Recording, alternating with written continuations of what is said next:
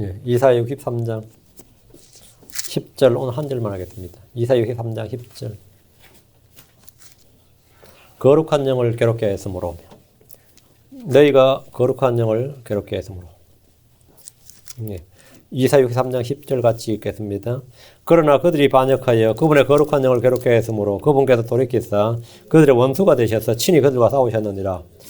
이거 성경 통독할 때 엄청 충격적인 구절이었어요. 사람이 이제 반역하고 반역했다. 뭐 이건 흔한 일이죠. 그게 반역이 그분의 거룩한 영을 괴롭게 하는 일이다. 예. 이제 자식 말 안 듣는 부모가 괴로운 것처럼 말이죠. 이스라엘이 또 교회가 성도들이 반역을 하면 그분의 거룩한 영을 괴롭게 하는 성령이 괴롭다. 하나님을 괴롭게 하는 방법이 사람이 반역이에요. 그분께서 돌이키사 그들의 원수가 되셔서 친히 그들과 싸우셨느니라. 목자이신 주님이 졸지모가 된 거죠. 원수가 되셨다. 그들의 인도자가 뭐여가지고 주님 그들과 싸우는 전사가 되셨다. 상당히 참 샤킹한 구절입니다. 그분의 거룩한 영을 괴롭게 하였으므로 오늘은 우리가 성령을 어떻게 대할 것인가 이 부분에 대해서 전에 성령론 할 때 한번 다루었는데 이 나온 김에 한번 정리하겠습니다. 오늘 공부할 본문은 너희가 거룩한 영을 괴롭게 하였으므로입니다. 잠깐 기도합시다.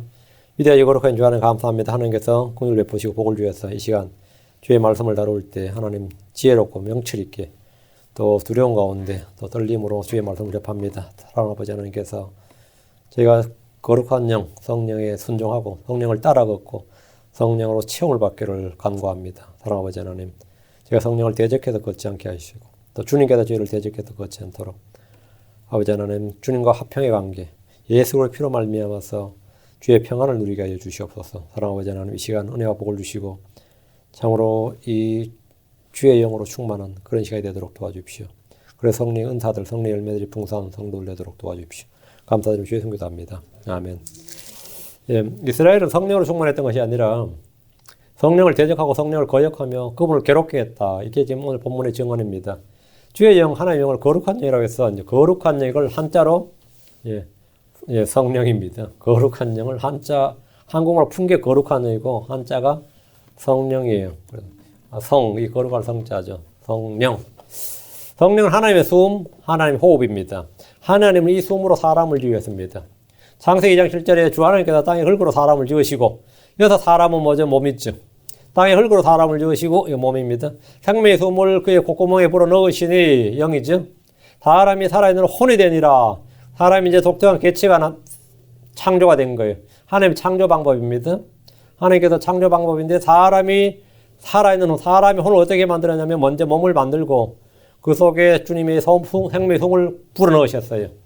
그럼 그 속에 사람 속에 사람 영을 지으시고 그것이 뭐라 살아있는 혼이 되니라 만들어졌다 이 말이에요. 욥기 33장 4절에 하나님 영께서 나를 만드셨고 아까 땅에 흙으로 사람을 지으시고 할 때 그 몸이라 그랬죠. 하나님 영께서 나를 만드셨고 이거 뭐죠? 하나님 영께서 나를 만드셨고 여기서 또 나를 만드셨다잖아요. 이거는 뭐죠? 예, 하나님 영께서 나를 만드셨고 사람 속에 사람 영을 지었다 이 말이에요. 전능자의 숨이 내게 생명을 주었느니라. 성령은 이 말은 뭐 창조주다 이 말이에요. 성령은 창조주다. 성령은 주요 하나님이시다. 아버지, 아들, 성령은 한 하나님이고 한 주이십니다. 이것을 흔히 삼일체의 교리라고 합니다. 이것은 킹제임스 성경에 분명히 나오는 진리입니다. 대부분의 현대권들의 이 진리가 가려져 있습니다. 시편 33편 6절에 주의 말씀으로 하늘들이 만들어지고 하늘들의 온 군대가 그분의 입의 숨에 의해 만들어졌도다. 하늘들의 온 군대가 이건 천사들이죠. 하늘의 온 군대가 뭐라고요? 그분의 입의 숨에 의해 만들어졌도다. 하나님께서 그래서 천사는 흙으로 안 지었다고. 그래서 천사는 기본 자체가 영으로 불리죠. 천사는 셀 때 영이 천사 200명 하면 200영, 사람 200명, 200혼 이렇게 해요. 짐승이 200이면 200마리 이렇게 해요. 그건 말이라고 말이. 예. 사람의 기본 인격적 전체는 소울입니다. 천사는 기본이 스피릿이죠. 자, 보셔야 됩니다. 주의 말씀으로 그분의 입에 숨에 의해 만들어졌다. 그분의 말씀으로, 하나님께서 말씀으로 지으셨죠? 그분의 입에 숨에, 그분의 입에 숨, 성령이죠. 말씀과 성령으로. 성령은 주의 말씀과 마찬가지로 창조의 주체입니다. 하나님의 말씀이 예수 그리스도이고, 하나님의 숨이 성령입니다. 욥기 26장 13절 그분께서 자신의 영으로 하늘들을 단장하시고 자신의 손으로 그 구부러진 뱀을 지으셨나니 그 구부러진 뱀 사탄이죠. 그분께서 자신의 영으로 하늘들을 단장하시고 예, 자신의 영으로 하늘들을 단장하시고 주님은 자신의 영으로 창조하셨고 자신의 영으로 단장하시고 자신의 영으로 심판하십니다. 주께서 사람의 몸에서 이 숨을 거두어 가시는 순간에 사람을 그걸 사망, 죽음이라고 합니다. 영을 거두어 간다니 죽음이죠. 플러그 뽑아 그럼 뭐죠? 그럼 컴퓨터가 다운되는 거예요. 모든 전자제품은 플러그 뽑으면 뭐가 되는 거죠? 다운되는 거예요. 몸은 본래 있던 흙으로 돌아가고 혼은 몸을 떠나 어디론가 가게 됩니다. 생명의 숨이 있는 모든 육체는 숨을 멈추는 것이 죽음입니다. 죽음의 정의를 이제 다 다르게 내리죠. 뇌사는 뭐죠? 뇌파의 정지를 보죠. 심장사는 심장이 박동 정지는 거죠. 예, 피의 순환의 정지를 보고 진정한 죽음은 예, 호흡입니다. 호흡이 정지되는 것이 죽음입니다. 숨을 멈추는 것이 죽음이에요. 하나님은 자신의 숨으로 생명을 지으시기도 하고 그것으로 멸하기도 하십니다. 욥기 4장 9절에 그들은 하나님의 거센 바람에 의해 멸망하고 그분의 콧구멍에 숨에 의해 소멸되느니라. 하나님께서 콧구멍에 숨으로 지었기도 하고 멸망이나 소멸도 시키시고 창조의 능력이고 또 이걸로 심판하시고 욥기 15장 30절 그가 어둠 속을 벗어나 떠나지 못하니 불꽃이 그의 가지들을 말릴 것이요 그분의 입의 숨으로 말미암아 그가 떠나가리라. 그분의 입의 숨으로 성령으로 말미암아 이 말이에요. 주의 숨으로 지음받은 것들은 주께서 그 숨을 거두실 때 죽음이 옵니다. 모든 생물의 혼과 모든 사람의 숨이 그분의 손에 있습니다. 욥기 10장 10절에 모든 생물의 혼과 모든 인간의 숨이 그분의 손에 있느니라. 사람 속에 있는 사람 영을 지으신 분이 하나님입니다. 주께서 그 영을 자신에게로 거두는 순간 사람은 한 줌 흙이 되고 맙니다. 주님은 자신의 숨으로 사악한 자를 죽이십니다. 성령은 심판자시다. 이사야 11장 4절에 오직 가난한 자들을 위해 의로 재판하고 땅에 온유한 자를 위해 공평으로 꾸짖으시며 자기 입의 막대기로 땅을 치고 자기 입술의 숨으로 자기 입의 막대기로 하는 말씀입니다. 자기 입의 막대기로 땅을 치고 자기 입술의 숨으로 사악한 자를 죽이며 여러분 자기 입술의 숨으로 사악한 자를 죽였다. 주님은 자신의 영으로 죽은 자들을 살리기도 하시고 산 자들을 죽이기도 하십니다. 부활은 성령의 권능으로 일어나는 일입니다. 자, 본문을 봅니다. 이사야 63장 10절 그러나 그들이 반역하여 이스라엘입니다. 그러나 그들이 반역하여 그분의 거룩한 영을 괴롭게 하였으므로 그분께서 돌이켜서 그들의 원수가 되셔서 친히 그들과 싸우셨느니라. 이 말씀은 상당히 충격적인 말씀입니다. 이스라엘의 목자고 이스라엘의 왕이고 인도자시고 그들의 보호자이신 주께서 돌이켜서 그들과 싸우셨다고 합니다. 그들이 반역했기 때문입니다. 그들은 광야에서 10번이나 주를 시험하고 주의 목소리에 귀를 기울이지 않았습니다. 민수기 14장 22절 3절에 보면 내 영광과 또 이집트와 광야에서 내가 행한 내 기적들을 보고도 못 본 게 아니에요. 보고도 이제 이같이 10번이나 나를 시험하고 내 목소리에 귀를 기울이지 아니한 저 모든 사람들로 인하여 그들은 내가 그들의 조상들에게 맹세한 땅을 결코 보지 못할 것이요 또 나를 경노하게 한 사람들 중 아무도 그 땅을 보지 못하리라. 그래서 광야에서 다 소멸한 거죠. 주님은 이 일을 그들이 반역하여 그분의 영을 괴롭게 했다고 하셨습니다.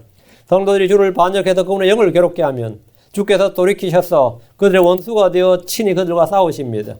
주님은 교만한 자를 대적하시고 이 대적하신다 이게 뭐죠? 리지스트입니다. 리지스트 하면 유명한 기억나죠? 독일의 이 프랑스 침공을 할 때 프랑스가 완전히 한 번에 그냥 가버리는 거예요. 자기들은 국력이 독일보다 셀 줄 알았어요. 그렇게 순식간에 무너질 줄로 자기들도 충격받았어. 그래서 20만의 군인이 조직되어 있는데 그게 레지스탕스입니다. 리지스턴스란 말이에요. 리지스트. 그러니까 하나님께서 너희를 리지스트 한다. 무슨 말인지 알겠죠? 하나님 성도를 리지스트 해버리면 이거 못 끝난 거지. 그죠? 그래서 주님은 교만한 자를 리지스트 한다 말이죠. 교만한 자를 대적하시고 주의 영을 괴롭게 한 자들과 싸우십니다. 주님이 싸운다. 우리는 마귀들과 싸우기도 힘든데 지금 뭐라고요? 주님과 싸워야 된다. 이건 끝난 거예요. 우리는 성도들로서 주를 기쁘시게 하는 증거를 얻어야 됩니다. 이 시간 우리는 성령을 어떻게 대할 것인가 이 부분에서 말씀을 살펴보겠습니다. 이제 일단 금지사항들을 쫙 말씀드립니다. 하지 말라. 성령을 하지 말라. 첫째, 성령을 억누르지 말라. 데살로니가서 5장 19절에 성령을 억누르지 말라. 성령은 우리 영 안에 계시기 때문에 우리는 잘 의식하지 못할 수도 있고 느끼지 못할 수 있습니다. 덕분에 성도들은 자신 안에 계신 성령을 마치 없는 듯이 무시하며 살 때가 많이 있습니다. 믿는 자들 가운데 자신 안에 성령이 계심에도 없는 듯이 살고 있거나 없다고 있다고 생각조차 하지 못하는 채 사는 사람들도 있습니다. 성령은 매우 섬세하시면서 지성과 의지와 감성과 능력과 이 모든 걸 소유한 하나님이십니다. 성령은 자신을 거스르는 말과 생각과 행동 등에 쉽게 억눌림을 당하십니다. 성령 우리가 육신의 정욕대로 살 때 소멸되고 맙니다. 불이 꺼지듯이 그렇게 내 속에서 꺼진다는 겁니다. 성령은 물질이 아니지만 마치 바람같고 등불 같아서 소멸합니다. 성령은 자신을 주인, 하나님으로 믿고 인정하지 않는 성도들의 몸 안에서 별 힘을 쓸 수가 없습니다. 성령께서는 자신을 제쳐두고 일하는 성도들에게 소외를 당할 때 억눌림을 당하고 소멸됩니다. 여러분이 성령을 나의 주인으로 합당한 대우를 할 때 성령 우리 안에서 자유롭게 활동하십니다. 그리고 권능 있게 사역하십니다. 성령을 억누르지 말라. 둘째, 성령을 슬프시게 하지 말라. 우리 주 예수께서 예루살렘을 향해 오셨듯이 성령께서 우리의 죄악과 불신과 불순종의 슬픔을 느끼십니다. 에베소 4장 12절에 하나님의 거룩한 영을 슬프게 하지 말라. 아마 성령을 슬프시게 하지 말라 이 말. 그분으로 말미암아 너희가 구속의 날까지 인치심을 받았느니라. 성령을 슬프시게 하지 말라. 우리는 육신의 자녀들은 육신의 부모를 슬프시게 할 수 있죠. 여러분의 어머니는 자녀들이 도무지 말을 지 않을 때 슬픔을 느끼죠. 성령님 역시 하나님의 자녀들에 대해서 동일한 감정을 느끼십니다. 하나님 대신에 육신을 신뢰할 때, 세상을 사랑할 때 우리 속에 거하시는 성령님은 슬픔을 느낍니다. 자녀들이 부모의 마음을 슬프게 해서는 안 되는 것 같이 여러분은 거룩한 영이신 성령님을 슬프시게 하지 말아야 됩니다. 더럽고 추한 생각은 거룩한 영을 슬프게 하는 겁니다. 완악한 마음, 악한 생각, 더러운 말, 농담 등이 입으로 나올 때 내 안에 계신 성령은 슬퍼하십니다. 크리스천이 성인영화관에 앉아있고 술집에 앉아있고 잡지나 뒤적일 때 그 사람 안에 계신 성령은 슬프시게 하는 일입니다. 성령은 하나님의 거룩한 영이시기 때문에 거룩하지 못한 것들에 집착하고 연루되는 모든 일에 대해 다 슬퍼합니다. 불경건하고 거룩하지 못한 모든 것들은 주님을 슬프시게 하는 것임을 명심해야 됩니다. 베드로 1장 15, 16절에 오직 너희를 부르신 분께서 거룩하신 같이 너희도 온갖 행실에서 거룩할지니 이는 기록된 바 내가 거룩하니 너희도 거룩하라 하셨음이니라. 성령께서 우리 몸을 성전으로 삼으셨지 우리 몸을 놀이터나 여관으로 삼으신 것이 아닙니다. 주님 우리를 거룩함으로 부르셨습니다. 데살로니가서 4장 7절에 이는 하나님께서 우리를 부정함이 이르도록 부르신 것이 아니요 거룩함이 이르도록 부르셨음이니. 부정함이 연루되고 부정한 것을 보고 만지고 좋아한다면 성령은 슬퍼하십니다. 우리는 의와 참된 거룩함으로 지으심을 받은 새 사람을 입었습니다. 에베소 4장 4절에 하나님을 따라 의와 참된 거룩함으로 참된 거룩함 true holy, true holiness 참된 거룩함으로 창조하신 새 사람을 입었도다. 만약 저와 여러분이 거룩함을 멀리한다면 평생 부모를 슬프게 하는 못난 자식과 같이 우리 안에 계신 성령을 슬프시기만 할 겁니다. 성령의 사역은 자녀들을 거룩함에 이르게 하는 겁니다. 하나님은 성령을 슬프시게 하는 자녀들을 가만히 내버려 두시지만 않습니다. 매질을 해서라도 돌이키게 하시고 하나님의 거룩함에 참여하는 자가 되게 하십니다. 그게 바로 징계입니다. 그게 징계. 히브리서 12장 10절에 진실로 그들은 잠시 자기들이 기뻐하는 대로 우리를 징계하였거니와 그분께서 우리의 유익을 위하여 하시나니 이것은 우리로 하여금 자신의 거룩함에 참여하는 자가 되게 하려 하심이라. 자신의 거룩함에 참여하는 자. 우리는 하나님의 거룩함에 참여하는 자가 되게 하기 위해서 징계한다는 겁니다. 여러분이 지금 힘든 일이 있다면 몸과 마음속에는 부정함을 제거하려는 주님의 단련으로 생각하고 받아들여야 됩니다. 주님의 징계는 우리의 유익을 위한 것임을 믿고 감사해야 됩니다. 하나님을 대표하는 성품은 당연 거룩입니다. 그렇다면 우리 역시 주님의 성품을 따라서 거룩해야 됩니다. 히브리 12장 14절에 모든 사람과 더불어 화평과 거룩함을 따를지니 이것이 없이는 아무도 주를 보지 못하리라 했습니다. 거룩함을 추구하는 모든 자들은 성령을 기쁘시게 하지만 부정함, 불경건, 불의를 사랑할 때 성령은 슬퍼하십니다. 셋째, 성령을 괴롭게 하지 말라. 오늘 본문 말씀입니다. 그러나 그들이 반역하여 그분의 거룩한 영을 괴롭게 하였으므로 반역은 성령을 괴롭게 한 일입니다. 반역보다 더 큰 죄가 없습니다. 반역은 성령을 괴롭게 하는 공격적 행위고 가학적인 일입니다. 어느 나라는 형법 중에서 가장 크고 무거운 죄가 반역죄입니다. 왕조시대의 반역죄는 구족을 멸했습니다. 반역이란 믿고 순종해야 할 백성이 덤벼드는 걸 말합니다. 이때 왕은 원수와 싸우지 못하고 반란자들을 먼저 진압해야 됩니다. 반역에는 자식도 없습니다. 역사를 보면 반역에 연루된 자는 친족이 아니라 그 자식이라도 용서하지 않았습니다. 다 죽였어요. 주님께도 마찬가지십니다. 이스라엘이 반역했을 때 원수들과 싸운 것이 아니라 반역자들과 싸우셨습니다. 여러분 가운데 나는 불신과 불순종한 적도 없고 열심히 신앙생활을 잘 못한 죄는 있지만 주께 반역한 적은 없다 이렇게 생각하는 분들이 있을 겁니다. 반역은 역천이에요. 듣기에도 그냥 무시무시한 그런 죄를 도모한 적도 없고 동참한 적도 없다면 당연히 복된 일입니다. 우리는 반역의 의미를 좀 더 살펴봐야 됩니다. 성경은 사람이 하나님이 아닌 다른 신을 따르는 것, 다른 제단을 쌓는 것을 반역이라고 합니다. 내가 하나님께 대놓고 뭐 한 게 아니라 내가 다른 신을 따르고 다른 제단을 쌓는 걸 반역이라고 해요. 이스라엘은 이렇게 함으로써 반역하는 자녀들이란 선고를 받았습니다. 만약 우리가 주님 대신 만몬이라는 우상을 숭배할 때, 탐심이라는 우상을 숭배할 때 우리는 반역자가 되는 겁니다. 난 뭐 하나님께 특별히 반역했다고 생각 안 한다. 그게 반역이라고. 성경은 하나님의 법을 떠나 다른 법을 따를 때 그를 반역자라고 합니다. 저와 여러분이 하나님의 법을 따르면 하나님의 자녀입니다. 그리스도의 법을 따르면 그리스도인입니다. 성령의 법을 따르면 성령에서 난 사람입니다. 그러나 하나님의 백성이 죄의 법이나 사마의 법을 따르면 그것이 바로 반역입니다. 그것이 반역이에요. 이사야 3장 9절에 이는 반역하는 백성이요 거짓말한 자녀들이요 주의 법을 들으려 하지 아니하는 자녀들이니라. 이것이 유다를 향해 주님이 하신 말씀입니다. 반역하는 백성이다. 주의 법을 들으려 하지 아니하는 자녀들이니라. 주의 법을 들으려 하지 않는다. 그것이 반역이다 이거예요. 여러분 성령께 반역하는 죄가 없는지 깊이 생각해 보시기 바랍니다.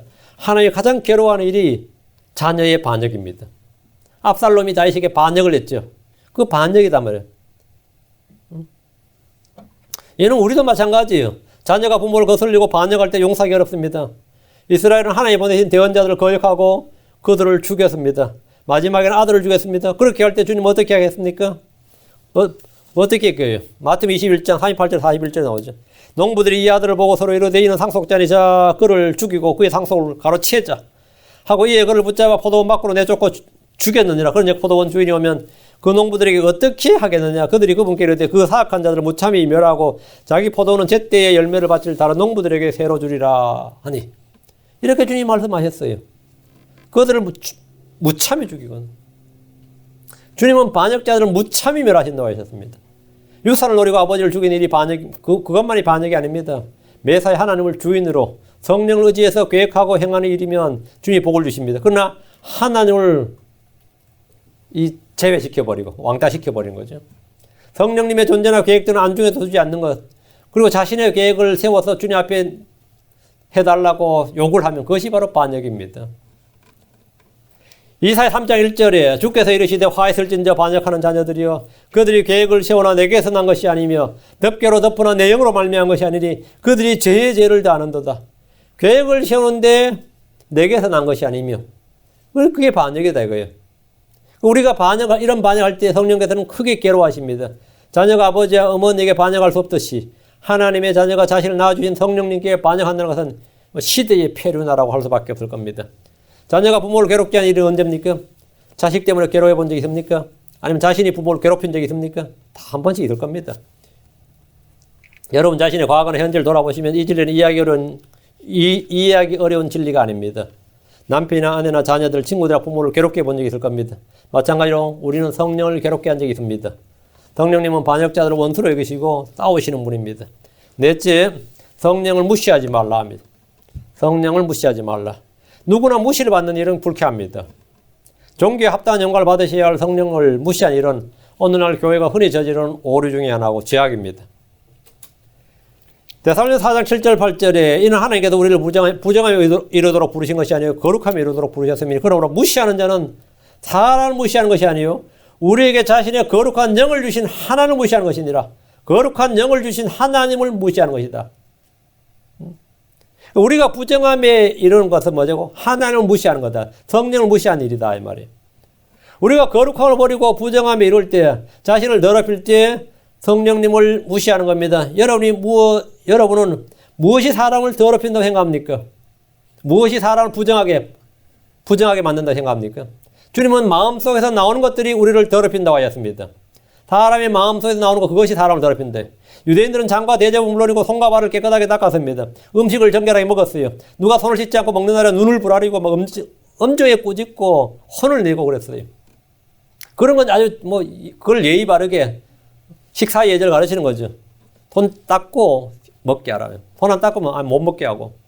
그러나 정작 자기 자신을 정말 더럽히는 것들에 대해서는 무지했습니다. 정말 자신을 더럽히는 것은 안 닦은 손으로 먼지 묻은 손으로 먹는 음식이 아닙니다. 그 음식이 사람을 더럽게 하는 게 아니다. 사람을 더럽게 하는 것은 마음속에서 나오는 것들입니다. 마가복음 7장 20절에 23절에 보면 굉장히 많이 나오죠. 또 그분께서 이르시되 사람에게서 나오는 그것이 사람을 더럽게 하느니라. 사람에서 나오는 그것이 사람을 더럽게 하느니라. 이는 속에서 그 사람의 마음에 나오는 것이 악한 생각, 간음, 음행, 살인, 도둑질, 탐욕, 사악함, 속임, 체격, 악한 눈, 신성모독, 교만, 어리석음 등이기 때문이니, 어리석음 등이기 때문에 기타 등등. 주님께서 13가지 말하고 더 있다 이거예요. 이 모든 악한 것이 속에서 나와 사람을 더럽게 하느니라. 사람을 더럽게 하는 것. 그 내가 더러워진 것이 만약 성령을 무시하는 것이다. 진정으로 사람을 더럽히는 것은 속에서, 즉 마음에서 나오는 것들이라는 점을 기억하시고, 이런 것들이 내가 내 속에서 쏟아져 나올 때 그 성령을 무시하는 것이다. 우리를 더럽히는 또 한 가지는 우리의 혀입니다. 혀. 야고보 3장 6절에 혀는 곧 불이요 울법의 세계라. 이와 같이 혀는 우리의 지체들 가운데 하나로 온몸을 더럽히고 본성 행로에 불을 붙이며 자기도 지옥불로 불타느니라. 혀를 잘못 쓰면 그는 온몸을 더럽히는 겁니다. 말을 함부로 하는 것도 성령을 무시하는 겁니다. 대체 우리를 더럽히는 또 한 가지는 쓴뿌리입니다. 쓴뿌리. 비터니스라 그러죠. 히브리서 12장 15절에 너희는 부지런히 살펴 하나님 은혜에 이르지 못하는 자가 없게 하고 또 쓴뿌리가 돋아나 너희를 괴롭게 하거나 그로 인하여 많은 사람이 더럽게 되지 않도록 할지니. 쓴뿌리는 자기 자신뿐만 아니라 많은 사람을 더럽게 하는 강한 전의성, 전도성을 가지고 있습니다. 마음속에 쓴뿌리는 성령을 무시하는 겁니다. 마지막으로 신약 성도들이 조심해야 할 것은 음행입니다. 히브리서 13장 4절에 결혼은 모든 것 가운데 존귀한 것이요 잠자리는 더럽히지 말아야 하거니와 음행을 삼는 자들과 간음하는 자들은 하나님께서 심판하시리라. 하나님께서 심판하시리라. 구약 성도들에게 가장 큰 문제는 항상 뭐였어요? 우상 숭배였습니다. 이게 하나님이 아무리 징계를 반복해도 이게 끊어지지가 않는 거예요. 수백 년 동안 아무리 반복해도 계속 또 산당 만들고 또 거기다 절하고, 이 우상 숭배가 근절되지 않는 해결이 불가한 그런 죄였습니다. 이스라엘에게서. 금과 은과 돌과 나무로 우상을 만들고 말이죠. 산당을 세우고 또 그거 갖다 절하고. 그런데 신약 성도들은 이런 죄에 대해서는 별로 그렇게 많지는 않은 것 같습니다. 뭐 기껏 한다 해봐야 뭐 집에다 예수 초상 하나, 그런 예수도 아닌 배우 얼굴 하나 또 해가지고는 예수라 그러면서 또 붙여놓는 거 하나 하고, 다음에 이제 십자가 하나 또 걸어놓는 정도, 뭐 이 정도. 십자가를 뭐 우상이라고 하긴 좀 그렇고요. 그 신약 성도들이 뭐 이런 건 안 하죠. 그 신약 성도들에게 근절되지 않는, 교회에서 근절되지 않는 죄는 음행입니다. 음행이에요. 영화나 잡지나 인터넷, 신문, 소설, 만화, 뭐 온갖 것을 통해 쏟아져 들어오는 이 음행이야말로 몸과 혼을 더럽히는 겁니다. 모든 죄가 몸 밖에서 이루어지지만 음행은 몸 안에다가 죄를 짓는 겁니다. 음행은 성령을 무시하는 겁니다. 여러분들이 이런 죄를 지을 때 여러분 안에 계신 성령은 무시를 받게 되고 멸실당했다고 말씀합니다. 성령을 멸시하지 말라. 성령을 주요 하나님으로 알고 믿는다면 자신을 더럽히는 일에 연루되지 말아야 됩니다. 자신을 더럽히는 것이 뭐냐면 성령을 멸시하는 것이다. 다음 다섯째, 성령을 제약하지 말라. 성령에 하지 말라는 명령이 많아요. 그죠? 성령을 제약하지 말라. 미가 4장 7절에 너 야곱의 집이라 이름하는 자야, 주의 영께서 제약을 받으시냐? 주의 영이 제약을 받으시냐? 이 일들이 야곱이 행한 바냐? 내 말들이 곧바르게 걷는 자에게 선을 베풀지 아니하냐? 주의 영이 제약을 받으시냐? 안 받는다 이 말이죠. 그 주의 영을, 성령을 제약하지 말라. 성령은 그 지혜와 능력과 모든 면에서 한계가 없으신 무한하신 분입니다. 시간과 공간을 초월하시는 분입니다. 성령 무소부지하신 분입니다. 시편 기자가 시편 139편에 주님의 편지하심에 대해 찬양을 했는데 이 주님이 바로 성령님이심을 밝혔습니다. 시편 139편 7절 10절 내가 주의 영을 떠나 어디로 가리까? 내가 주의 눈앞을 떠나 어디로 피하리까? 내가 하늘 올라갈지라도 주께서 거기 계시오며 지옥에 내 침상을 펼지라도 보소서 주께서 거기 계시나이다. 내가 아침에 날개들을 취하여 바다 맨 끝 지역들에 가서 거기 거할지라도 거기서도 주의 손이 나를 인도하시며 주의 오른손이 나를 붙드시리이다. 주의 영, 주의 영이 주님이십니다. 성령은 제약을 받지 않는다는 겁니다. 우리가 어디에 거한다 할지라도 성령 거기에 계십니다. 바울이 난파한 뱃속에 있을 때 그곳에 나타나신 주님은 주의 천사가 나타나신 그 주님이셨습니다. 엘리야가 로뎀나무 아래서 홀로 있을 때 음식과 물을 가져온 분도 주의 천사였습니다.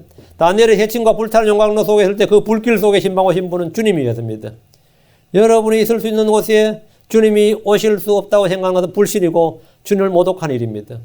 내가 저 지하 수백 장 밑에 갇혀 있다 하더라도 내가 거기 있을 수 있다면 뭐죠? 하나님 거기 있을 수 없다는 건 말이 안 돼요. 내가 용광로 속에 던져졌다면 주님도 거기 있을 수 있죠. 내가 바다 속에 깊음 속에 던져지면 당연히 주님도 거기 올 수 있고, 내가 있을 수 있는 곳에 주님이 올 수 없는 것은 없다. 그런 것은 없어요. 예전에 그 독일의 나치 수용소에서 막 사람 많이 죽었죠. 참 많이 죽었는데 600만 유대인들이 학살됐다는데 실제 600만은 아닐 겁니다. 그건 상당히 과장된 숫자고요. 600만 죽이려면 뭐 유대인 그만큼 진짜 그 수용소에 죽이려면 막 하루 종일 막 계속 죽여도 전쟁 끝날 때까지 죽여도 600만 못 죽입니다. 600만이라는 수는 적은 수가 아니에요. 그만큼 죽진 않았을 거고 하여튼 유대인들 늘 그렇게 말하죠. 600만의 유대인들이 학살됐다 이렇게 말하는데 그때 그들이 하나님 앞에 진짜 부르짖죠. 뭐라 보지? 하나님 어디 계신가? 이렇게. 하나님 어디 계신가? 이렇게. 대부분 다 그렇게 물었어요. 그때 주님은 그들의 죄로 인해 십자가에 못 박혀 계셨습니다. 나 어디 있긴 어디 있어요? 십자가에 있다고. 그들이 십자가에 있는 예수 그리스도를 봐야 되는 겁니다. 어디 있는 게 어디 있냐? 십자가, 갈보리 십자가 위에 있다고. 갈보리 십자가에 못 박힌 예수 그리스도를 그들이 보기 전까지는 그러면 수용소든 뭐 독가스실이든 어디든 뭐 어디든 아무 의미가 없어요. 미국의 켄터키주 플랭크푸르트시에서 탄광 매몰 사건이 있었습니다. 대부분이 죽고 9일 만에 극적으로 구조된 강부들이 있었어요. 9일 만에 많이 대부분은 죽었고 매몰이 되니까 이제 살아난 사람이 몇 있었는데 그래도 살아나서 나왔는데 그들이 헬멧에 보니까 막 석탄적으로 쓴 글씨가 있는 거예요. 9일 동안 어떻게 이거 살았어요? 기자들이 막 달려들어서 무슨 글자인가 봤는데 그 탄광 광부들이 그 자기 헬멧에 쓴 글자가 걸작이었어요. 나는 죽었노라 구원받았노라 이런 글귀였습니다.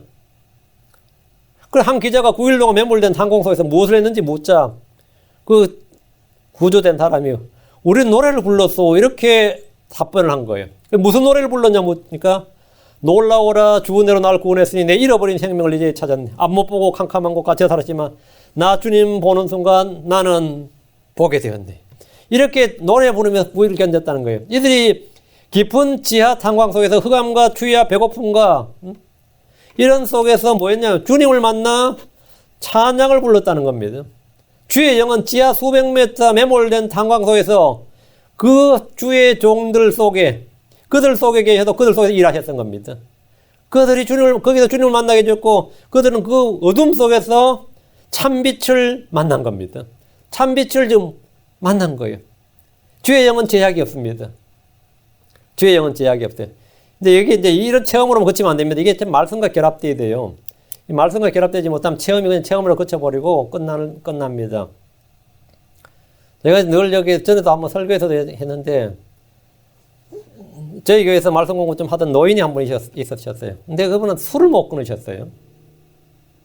그래서 삼진아웃제 걸려가지고 술 3번 이제 음주운전 3번 걸려가지고 3번째는 도저히 안 돼서 이제 변호사가 이제 감옥 가야 된다고 그래서 딜을 했어요.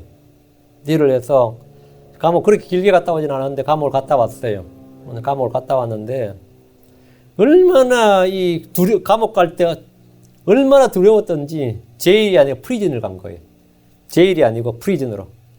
얼마나 두려웠던지 진짜 달달달 떨면서 진짜 달달달 떨면서 하는 게 기도란 거예요. 진짜 자기를 크게 낮춘 거죠. 자기를 크게 낮추고 그 감옥에서 성경을 20몇 번 읽었답니다. 그 감옥에서. 그래서 자기가 스스로도 그렇게 마음이 깨끗해지고 새 사람이 되더라는 거예요. 감옥에서. 그 죄수들 속에서 자기 혼자 새 사람이 되었어.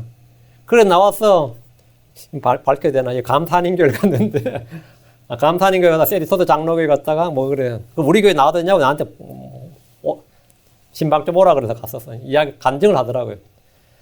아 목사님 내가 감옥에서 그렇게 깨끗했는데 나오고 나서 완전히 더러워졌어요. 그러는 거예요. 감옥에서 그렇게 내가 깨끗함을 입었는데 나오고 나서 완전히 교회 와서 완전히 더럽혀졌어. 완전히 더러워졌습니다. 그래요. 사람이 환경이 중요한 게 아니라는 거예요. 환경이 중요한 게 아니다요. 주의 말씀이 역사한 것은 지하 깊은 탄광 속에서나 아니면 감옥에서나 여기 교회 앉아있으나 이 차이가 없다. 여기서 더 더러워졌다.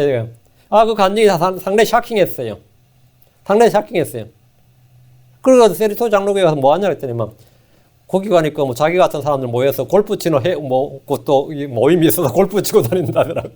골프 치고 다닌다. 그 교회 가서 골프 치고 다닌다. 이거 되게 황당하죠. 주의 말씀이 제약이 없다 그랬죠. 주의 말씀은 매이지 아니하느니라 제약이 없다 말입니다. 주의 영은 뭐라고요? 주의 영이 제약을 받으시냐? 없다 이거예요. 주님은 어디서나 일하실 수 있습니다. 감옥에 갇혀 죽음을 기다리던 사도 바울의 고백을 보십시오. 디모데후서 2장 9절에 이 복음으로 인하여 내가 행악자처럼 매이는 데까지 고난을 당하였으나 하나님의 말씀은 매이지 아니하니라. 하나님의 말씀은 매이지 아니하니라. 자신은 매였지만 말씀은 매이지 않는다고 합니다. 말씀은 영이고 생명입니다. 주의 영이 제약을 받지 않듯이 주의 말씀은 제약을 받지 않습니다. 감옥에서도 병원에서도 장례식장에서 살아 역사하며 생명을 살리는 일을 합니다. 대학교 때 운동권 학생 운동하다가 감옥에 간 사람이 있는데 감옥에 가니까 할 일이 뭐 있어요? 운동권 애들은 이제 사상범이죠. 따로 막 가둬놓는데 자기도 뭐 거기서 할 일이 없으니까 그냥 찬송가를 불러대는데 옆에 감옥 옆방에서 시끄럽다 할 줄 알았는데 좀 더 크게 불러주세요 그러더라는 거예요. 좀 더 크게 불러주세요. 좀 거기 가서 지금 마음이 낮아지니까 뭘 찾는 거예요? 주를 찾는 거예요. 하나님께서 일하시는 감옥에서 전혀 문제 없는 거예요. 이런 하나님을 제약한 일이 없어야 됩니다. 우리는 하나님을 제약한 일이 없어야 됩니다. 아무리 지독한 불신자고 불신의 한계에 살고 있다 할지라도 주의 영은 제약을 받지 않는다는 사실을 여러분 믿으시기 바랍니다. 이스라엘은 광야에서 주님을 제한하고 제약했습니다. 시편 78편 41절에 참으로 그들이 뒤로 돌이켜 하나님을 시험하고 이스라엘의 거룩한 일을 제한하였도다. 이스라엘의 거룩한 일은 제한하였도다. 거룩한 영을 제약했고 하나님을 제한했다. 주님에게 리밋을 자꾸 정하는 거죠. 우리는 때로 하나님을 제한하고 성령을 제약하는 일이 있습니다. 전지전능하신 하나님을 믿지 못할 때 우리는 우리의 사고와 이성과 경험의 틀에 맞추어서 주님을 제한하게 됩니다. 주님은 무한하신 분입니다. 무한. 시편 147편 5절에 우리 주는 위대하시고 권능이 크시며 그분의 명철은 무한하시도다. 무한하시고 제한이 없으신 주님을 묶어버린 것이 바로 불신입니다. 여섯째, 성령을 거역하지 말라. 사도행전 7장 51절 목이 뻣뻣하고 마음과 귀에 할례 받지 못한 자들아 너희가 항상 성령님을 거역하되 너희 조상들이 행한 같이 너희도 행하는도다. 여러분, 성령님을 거역하되 말씀을 믿지 않을 때 성령님을 거역하는 자가 됩니다. 주의 대언자들을 통해 전해지는 말씀을 믿지 않는 일은 성령을 거역하는 죄입니다. 오늘날 강단에서 선포되는 설교를 제대로 듣지 않는 것은 성령을 거역하는 죄입니다. 많은 성도들이 이 죄를 범하고 있습니다. 설교 시간에 졸면서 말씀을 비판적으로 듣고 설교를 씹습니다. 백바이트 한다 그러죠. 말씀에 대해 쓴뿌리를 품고 불순종하는 것은 성령을 거역하는 일입니다. 예를 들어 침례의 요한을 통해 선포되는 말씀 듣지 않고 순종하지 않는 바리새인들은 요한을 거절한 것이 아니라 하나님을 거절한 것이고 성령님을 거역한 겁니다. 누가복음 7장 3절에 바리새인들과 율법사들은 그에게 침례를 받지 아니하였으므로 자기들을 향한 하나님의 계획을 거절하더라. 전도자들이 선포한 하나님의 말씀을 듣지 않는 일 역시 성령을 거역하는 일입니다. 그들은 그 사람 말을 거역했다 생각했지만 그렇지 않습니다. 성령님을 거역하는 일입니다. 말씀을 듣지 않는 일은 반역입니다. 불신이야말로 성령님을 거역하는 일입니다. 성령을 거역하지 말라요. 일곱째, 성령님을 시험하지 말라요. 누구에게는 의심받는 일이나 시험받는 일은 매우 기분 나쁜 일이고 불쾌한 일입니다. 더욱이 자신이 사랑하는 사람, 내가 사랑하는 사람에게 시험을 받을 때면 더욱 그러합니다. 사도행전 5장 9절에 이에 베드로가 이르되 어찌하여 너희가 서로 합의하여 주의 영을 시험하려 하느냐. 보라, 내 남편을 묻은 사람들의 발이 문 앞에 이르러서 또한 너를 메고 나가리라.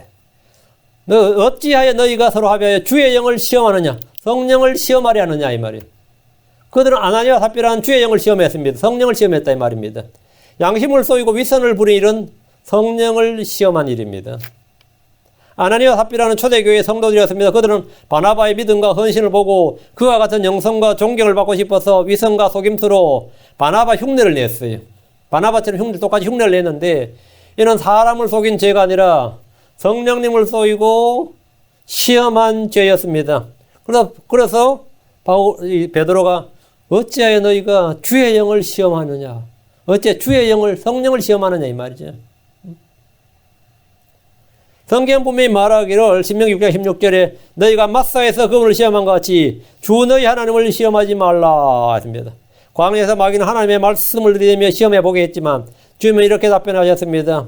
마태복음 4장 7절에 또 기록된 바 너는 주 내 하나님을 시험하지 말라 하였느니라. 성령님은 주 하나님이십니다. 그래서 하나님을 시험하는 것이나 성령을 시험하는 것이나 동일한 죄입니다. 그건 동격입니다. 똑같은 거예요. 8째, 성령을 모독하지 말라. 성령을 모독하지 말라. 누가복음 12장 10절 누구든지 말로 사람의 아들을 대적하면 용서받되 성령님을 대적하여 모독하는 자는 용서받지 못하리라. 소위 말하는 성령 모독죄죠. 주님을 믿지 않고 주님의 일을 사탄의 사역이라고 하는 것은 성령을 모독하는 죄입니다. 이 죄는 바리새인들이 지었던 죄입니다. 예수 그리스도를 주님이 아닌 다른 무엇으로 부른 것은 다 성령님을 모독한 일입니다. 이 죄는 용서받을 수 있는 길이 없습니다. 성령 모독죄는 간단합니다. 예수님이 주요 그리스도가 아닌 다른 무엇으로 믿는 것. 예수님이 4대 성인 중에 하나다. 예수는 뭐 마리아의 아들이고 그냥 사람일 뿐이다. 예수님은 뭐다. 이렇게 예수님이 주요 그리스도 하나님이신 걸 부정하고 다르게 믿는 것이 다 뭐냐면 성령님 모독하는 거예요. 성령님 어떻게 증언했냐면 예수님은 주요 하나님이시다. 주요 그리스도 하나님의 아들이시다. 이렇게 증언했어요. 예수를 믿을 때 모든 죄가 용서받지만 예수님을 주요 그리스도로 믿지 않을 때는 죄가 그대로 남아있게 되며 믿지 않는 죄까지 추가됩니다. 그래서 이걸 말하고 성령 모독죄고 용서받을 수 없는 죄 이렇게 말합니다. 그 성령님을 대적하여 모독하는 자는 용서받지 못하리라 하면 뭐죠? 그게 무슨 말이죠? 주 예수를 믿지 않는 자는 용서받지 못하리라 이 말입니다. 주 예수를 믿어야 죄가 사라지고 제거되는데 주 예수를 믿지 않으니까 죄가 당연히 제거되지 않죠. 예수 그리스도를 내가 이미 믿었어. 그 사람은 성령을 대적하여 모독하는 죄를 짓는 일은 없습니다. 어떤 사람은 내가 방언하는 사람한테 그거 아니라고 그랬더니만 성령 모독죄 짓지 마라 그래가지고 이거 사람이 아무 데나 성령 모독죄를 갖다 붙이고 있어 지금. 그래 자기가 하는 방언이 성령을 하는 건데 내가 자기가 자기 방언을 지금 부정했다 이거야. 그래서 성령 모독죄라고 막 아주 길길이 날뛰더라고요. 내가 성경도 모르고 내가 하나님도 모르고 성령도 모르고 성령 권능도 모르고 성경도 알지 못하고 참 그러니까 잘못하는 거이겠어. 또 9째 성령을 근심하게 하지 말라. 지금 계속해서 지금 뭐뭐 하지 말랍니다. 성령을 뭐뭐 하지 말라. 근심하게 하지 말라. 여러분이 자녀를 걱정하고 근심하듯이 우리 안에 계신 성령은 우리로 인해서 어떤 일로 근심하십니다. 히브리서 3장 10절 그로 내가 이 세대로 인하여 근심하여 이르기를 하나님께서 내가 이 세대로 인하여 근심하여 이르기를 그들은 항상 마음속으로 잘못하여 내 길들을 알지 못하였도다 하였노라. 주님은 걱정도 없고 항상 웃으시는 분이 아닙니다. 주님은 그런 분이 아니에요. 주님은 자녀들이 주의 길을 알지 못하고 잘못하고 범죄할 때 근심하십니다. 회개하지 않을 때 주님은 근심하시고 주님은 근심하시는 이 세대로 인하여 근심하여 여러분들이 자녀들로 인해 근심하는 근심과 동일한 근심을 주께서도 하고 계십니다. 지금 자녀들이 나이 다 되고 장가고 시집가고 애 낳아도 어때요? 여전히 걱정거리가 있죠. 그건 끝이 없어요. 내가 죽을 때까지 그냥 그런 거죠. 우리는 자녀를 믿지 못해서 근심하고 또 미래를 알지 못해서 근심하지만 전지전능하신 주님은 그런 근심을 하시는 것이 아니라 마음속으로 잘못하여 주님의 길을 알지 못하는 자녀들로 인해 근심합니다. 얼마나 더 맞으려고 저러나 하는 거죠. 그래서 근심하시는 겁니다. 대언자 이사야는 범죄한 이스라엘 향해서 이렇게 말했습니다. 이사야 1장 4절로 5절에 죄 많은 민족이요 불법을 일머진 백성이 악을 행하는 자들을 씌워 부패시키는 자식들이로다. 이게 유대인들이었습니다. 그들이 주를 버리고 이스라엘의 거룩하신 이의 분노를 일으키며 뒤로 물러갔도다. 너희가 어째 더 많이 맞으려 하느냐. 너희가 더욱더 반역하려 하는도다. 온 머리는 병들었고 온 마음은 기진하였으며. 주님은 때리시면서도 근심하십니다. 그들의 상처난 부위를 보시는 아버지의 심정이 바로 주님의 심정입니다. 주님을 근심케 하는 자녀가 되어서는 안 됩니다. 광야의 백성들은 40년간 징계를 받았습니다. 그 40년 동안 주님은 마음이 평안했습니까? 마음이 기뻤어요? 아닙니다. 주님은 40년을 근심하셨습니다. 히브리서 3장 17절에 그러면 40년 동안 하나님께서 누구로 인하여 근심하였느냐? 잘 보세요. 그러면 40년 동안 40년이 무슨 기간이죠? 광야 해면 동안이에요. 40년 동안 하나님께서 누구로 인하여 근심하셨느냐? 하나님 그럼 40년 동안 뭐 했다는 거죠? 이스라엘로 인해서 근심했다. 이거예요. 하나님 40년 동안 근심했다고요. 범죄하여 그 사체가 광야에 쓰러진 자들이 아니냐. 그러니까 범죄하여 그 사체가 쓰러진 자들을 위해서 주님은 40년을, 백성들은 40년을 광야에서 헤맸고 방황을 했고, 주님은 40년을 뭐 했다? 그들로 인해서 근심을 했고, 근심을 했어요. 그 내가 예수 믿고 지금까지 뭐 한 20년, 30년, 40년 살았던, 내가 너로 40년간 근심했노라. 그러면 어떻게 되는 거죠? 40년을 근심했다, 이거예요. 맞는 자녀의 종아리보다 때리는 부모의 가슴이 더 깊이 멍드는 법입니다. 아무것도 모르는 철없는 어른들이 애 때린다 욕하지만, 이 진짜 이 제대로 정신 차린 사람들은 애를 때리는 아비는 사실 자신을 때린 겁니다. 애를 때리지 않는 부모는 자기를 끔찍히 아끼는 이기주의자들입니다. 주님이 죄를 범하는 자녀들을 때리면서도 근심하신다는 사실은, 예, 하나님의 사랑, 징계가 뭔지를 보여주는 거죠. 예, 10번째, 성령을 시기하게 하지 말라. 성령을 시기하게 하지 말라. 야고보 4장 5절에 너희는 우리 안에 거하시는 영께서, 우리 안에 거하시는 영께서, 성령께서 시기하기까지 간절히 바란다 하신 성경 기록을 헛된 줄로 행하느냐. 이 말씀은 간음하는 남자들과 간음한 여자들 향해 하는 성령의 음성입니다. 성도가 세상과 세상 안에 있는 것들을 사랑하는 이런 영적인 간음입니다. 우리가 주와 결합한 자는 한 영이라 그랬어요. 우리는 주님과 결혼한 사람인데 세상을 사랑하고 세상을 일자고 세상에 동화되고 그러면 그건 간음이죠. 그럼 주님께서 시기하신다예요. 우리 안에 거하시는 성령께서는 불타는 질투로 시기합니다. 사랑해야 할 대상이 아닌 다른 누구, 다른 무엇을 사랑할 때 그걸 시기하고 질투하는 것은 당연한 일입니다. 거룩한 사랑은 질투하는 사랑입니다. 야고보 4장 4절에 간음하는 남자들과 간음한 여자들아 세상과 친구가 되는 것이 하나님을 대적하는 것인 줄 너희가 알지 못하느냐. 그로 누구든지 세상의 친구가 되고자 하는 자는 하나님의 원수가 되느니라. 세상의 친구가 되면 하나님의 원수가 된다. 여러분, 간음하는 남자들과 간음한 여자들아 했죠. 이 간음하는 남자, 간음한 여자, 세상과 친구가 되는 사람을 주님은 간음한 자들 이렇게 말한 거죠. 우리는 구원받은 순간 성령으로 가득 채워집니다. 주님께서 우리에게 주신 명령은 성령으로 채움을 받으라예요. 이제 유일하게 뭐 성령을 체험 받으라. 이게 이제 긍정적인 명령이 나온 거죠. 디도 3장 6절에 또 우리의 구원자 예수 그리스도를 통하여 우리에게 그 성령님을 풍성히 부어주셨으니 각각 듣는 순간 영이 체험받지 못한 일이 없습니다. 내가 예수를 딱 받아들이는 순간 그날 성령 충만을 받아요. 여러분 처음 구원받았던 순간 한번 생각해 보십시오. 기쁨과 성령이 충만했을 겁니다. 평강이 가득했을 거예요. 아, 이건 정말 평생에 처음 겪는 일이죠. 그때 하나님이 여러분의 마음속에 성령님을 풍성히 부어주셨고 하나님의 사랑이 넓게 부어진 체험이 있을 겁니다. 그리고 이제 한참 가요. 이때는 정말 주님 위해서 죽으라 해도 죽을 것 같고 뭘 하라 그래도 진짜 내 인생 주님 내 생명 주님께 바칩니다 하면 기꺼이 사인하지 그때는. 기꺼이 아멘하고.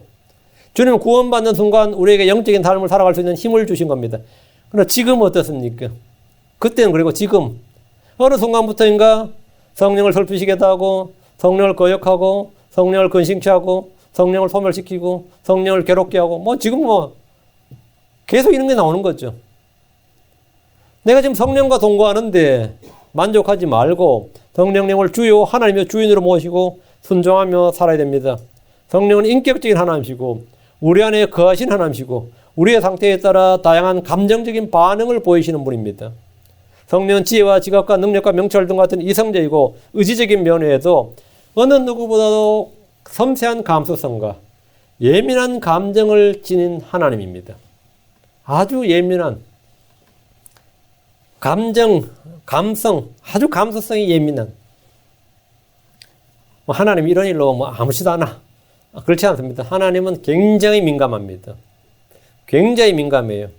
내가 어떨 때 딴 생각하면 어떨 때 성질 막 버럭버려도 내 속에서 성령이 확 약해지고 소멸하는 걸 느낄 때가 있어요. 그럴 때만 해. 이건 우리는 그런 건 덤덤하죠. 이러죠. 우리는 그 정도에 덤덤하죠. 하나님 우리가 짓는 죄나 육신적인 행위들에 대해 덤덤하지 않습니다.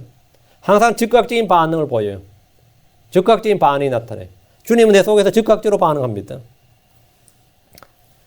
누구를 슬프게 하는 것, 근심을 끼치는 일, 거역하는 일, 모독하는 일, 멸시하는 일, 반역하는 일, 시험하는 일, 무시하는 일, 제한하고 제약하는 일, 억누르는 일 등은 죄악이라 하지 않을 사람은 아무도 없을 겁니다. 그런데 우리가 성령님에 대해서 성령을 슬프시하고 성령의 근심하게 하고 성령을 거역하고 성령을 모독하고 성령을 멸시하고 성령께 반역하고 시험하고 무시하고 제한하고 제약하고 억누르고 뭐 끝이 없네요. 네.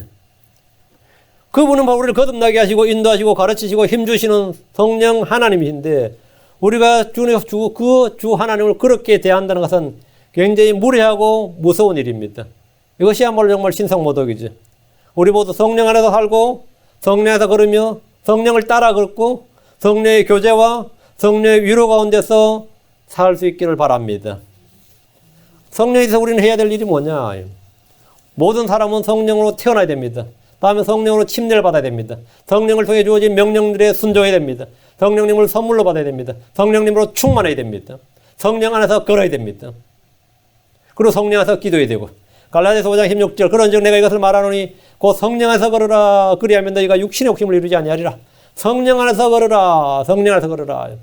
갈라디아 5장 25절 만일 우리가 성령 안에서 살면 또한 성령 안에서 걸을지니 성령 안에서 걸으라. 성령 안에서 살라. 그 말이죠. 그리고 다음에 성령의 열매를 맺으라. 성령께서 교회들에게 말씀하신 것을 들어야 됩니다. 이것이 우리가 성령에 대해서 해야 될 일입니다. 자, 성령에 대해서 하지 말아야 될 일은 제가 상세하게 했고 성령에 대해서 해야 될 일은 그냥 간단하게 읊었는데요. 이건 제가 예전에 우리 저희 교회에서 성령론 강의할 때 다 했어요. 이게 한 30몇 강을 한 것 같은데 맞아. 훨씬 더 많이 한 것 같아요. 성령 열매만 제가 19강인가 했으니까 그때 성령 열매, 성령 은사, 성령의 사역 뭐 그런 거 쭉 해가지고 한 60강 가까이 한 것 같아요. 거기 보면 다 나옵니다. 제 홈페이지도 다 있으니까 한번 참조하시기 바랍니다. 나중에 교회를 보면 책으로 한번 묶어내겠습니다. 한번 기도합시다. 오늘 거룩한 영을 괴롭게 해서 물어보였는데 저희가 이스라엘처럼 이렇게 주의 영을 괴롭게 하는 게 아니라 주의 영을 기쁘시게 하고 주의 영을 따라 걷고 주의 영으로 충만한 그런 성도들이 되도록 기도합시다. 위대하시고 거룩한 주 하나님 감사합니다. 하나님께서 은혜와 복을 주셔서 이 시간 참 주께서 말씀하시기를 너희가 성령으로 가득 채움을 받으라 이렇게 말씀하셨습니다. 주께서 저희를 성령으로 채워주시옵소서.